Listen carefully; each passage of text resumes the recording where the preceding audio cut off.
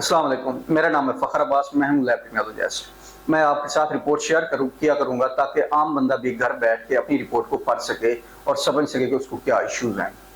तो आज हमारे पास एक फीमेल पेशेंट आया जिसकी हमने हिस्ट्री लिया है, वो प्रेग्नेंट थी। तो उसकी हमने रिपोर्ट परफॉर्म की यूरिन की। तो यूरिन में सबसे पहले हम लोग चेक करते हैं, फिजिकल एग्जामिनेशन करते हैं यूरिन की। तो जब मैंने यूरिन की फिजिकल एग्जामिनेशन की ना, तो यूरिन उसका फीमेल का मुझे रेडिश लगा। जो आमतौर पर वैसे जो नॉर्मल यूरिन का कलर होता है ना, वो है लाइट येलो। तो रेडिश कलर देख के मुझे पता चल गया कि इस पेशेंट को कोई ना कोई इशू है। आप अपना भी यूरिन घर बैठ के ऐसे चेक कर सकते हैं फिजिकल एग्जामिनेशन के थ्रू। और नेक्स्ट मैंने उसको चेक किया, उसकी अपीयरेंस। तो उसकी अपीयरेंस मुझे टर्बिड नजर आई।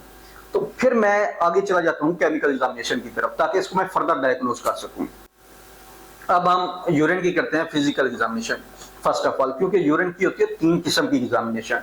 पहले जो एग्जामिनेशन है वो फिजिकल एग्जामिनेशन है, जो सेकंड एग्जामिनेशन है वो केमिकल एग्जामिनेशन है, जो थर्ड पे हम एंड पे करते हैं ना, वो है माइक्रोस्कोपिक एग्जामिनेशन। अब हम चलते हैं अपने यूरिन की फिजिकल एग्जामिनेशन की तरफ। जो यूरिन का नॉर्मल कलर होता है वो होता है लाइट येलो। जो गुर्दों का इन्फेक्शन हो तो उसमें कलर जो हो जाता है यूरिन का, वो पेल येलो हो जाता है। जो हमारी तरफ आया था ये रेडिश था। अब मुझे ये महसूस होने लगा कि इस पेशेंट को यूटीआई इन्फेक्शन है। तो ये यूरिन काफी थिक भी था। उसके बाद हमने इसको फर्दर चेक करने के लिए इसकी हमने केमिकल एग्जामिनेशन की। उसके बाद जब हमने इसके केमिकल एग्जामिनेशन की यूरिन की, तो जो नॉर्मल पीएच होती है ना यूरिन की, वो होती है 7। जो हमारे पास आ रही थी ये एसिडिक में आ रही थी, 6 आ रही थी इस पेशेंट की। जो इसकी स्पेसिफिक ग्रेविटी है ये भी नॉर्मल से हाई आ रही थी। तो फर्दर इसको हमने जो चेक किया, इसमें प्रोटीन आ रही थी। प्रोटीन आने का ये मकसद होता है कि इसको कोई गुर्दों का इन्फेक्शन है। जो नेक्स्ट हम इसको चेक करते हैं ना, तो इसमें ब्लड आ रहा था। तो मुझे वहां पे फील हुआ कि पेशेंट को आया कि कोई यूटीआई इन्फेक्शन है। तो फिर इसकी मैं आगे माइक्रोस्कोपिक एग्जामिनेशन की तरफ जाता हूँ। जो थर्ड हम चेक करते हैं ना, इसकी माइक्रोस्कोपिक एग्जामिनेशन है। फर्स्ट ऑफ ऑल जो मैंने स्लाइड बनाई इसके माइक्रोस्कोप के अंदर रखा, इसको एग्जामिनेशन की, तो मुझे पस सेल नजर आए। मुझे लगा कि वाकई ही इसको यूटीआई इन्फेक्शन है। पस सेल्स इसमें काफी सारे आ रहे थे। और नेक्स्ट इसमें आरबीसीज भी आ रहे थे, रेड ब्लड सेल्स, जिसकी वजह से यूरिन का कलर रेडिश था।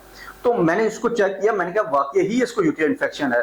और पस सेल्स के साथ साथ इसमें एपिथेलियल सेल्स भी आ रहे थे। तो इन चीजों में मुझे कंफर्म हो गया कि इस पेशेंट को यूटीआई इन्फेक्शन है। तो थर्ड में जब मैं नेक्स्ट स्टेप में जाता हूँ, मैं चेक करता हूँ कि आया कि पेशेंट में कोई क्रिस्टल वगैरह तो नहीं है, या पेशेंट को डिहाइड्रेटेड तो नहीं है, या पेशेंट को कोई किडनी स्टोन तो नहीं है। तो मैंने इसके क्रिस्टल चेक किए, इसमें मुझे कैल्शियम ऑक्सलेट नजर आया। जब मुझे कैल्शियम ऑक्सलेट नजर आया ना, तो मैंने समझा कि शायद पेशेंट को कोई किडनी स्टोन है या पेशेंट डिहाइड्रेटेड है।